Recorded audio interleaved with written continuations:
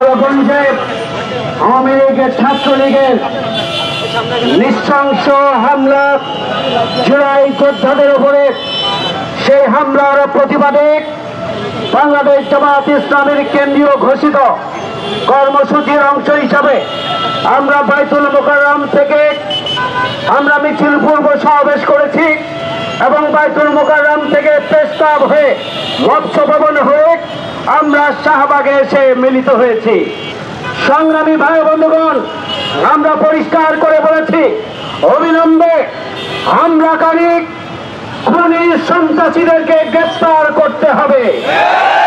আমরা দাবি জানিয়েছি, আইন শৃঙ্খলা বাহিনীর নীরব দর্শকের ভূমিকা এবং পূর্ব ঘোষিত কর্মসূচি আবার এই কর্মসূচি বাস্তবায়নে জুলাই যোদ্ধাদের পক্ষ থেকে সহযোগিতা চাওয়া হলো কোন কারণে এই ধরনের একটি বিশৃঙ্খল পরিস্থিতি তৈরি করার সুযোগ পেল।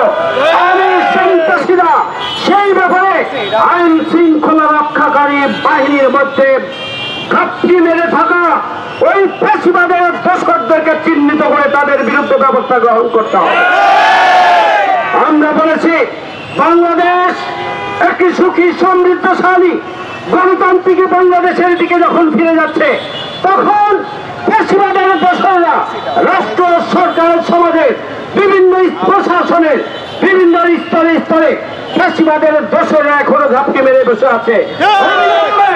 বাংলাদেশের শান্তি প্রতিষ্ঠার জন্য, গণতান্ত্রিক বাংলাদেশ প্রতিষ্ঠার জন্য, আইনের বাংলাদেশ প্রতিষ্ঠার জন্য, অধিকারের বাংলাদেশ প্রতিষ্ঠার জন্য, মানবিক বসবাসযোগ্য বাংলাদেশ প্রতিষ্ঠার জন্য সরকার, রাষ্ট্র এবং প্রশাসনের বিভিন্ন স্তরে যারা ফ্যাসিবাদের দোষর লুকিয়ে আছে তাদেরকে চিহ্নিত করে গ্রেফতারের ব্যবস্থা গ্রহণ করতে হবে।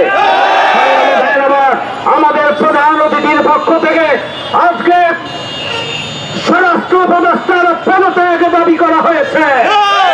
আমরা মনে করি, এখনই যদি সরকার সজাগ না হন, এখনো যদি কার্যকর ব্যবস্থা গ্রহণ না করেন, এখনো যদি বেআইনি কার্যক্রমকে নিয়ন্ত্রণের জন্য সরকার কঠোর হস্ত ভূমিকা পালন না করেন, তাহলে আগামী দিনে গণতান্ত্রিক অভিযাত্রা ব্যর্থতায় পর্যবসিত হবে।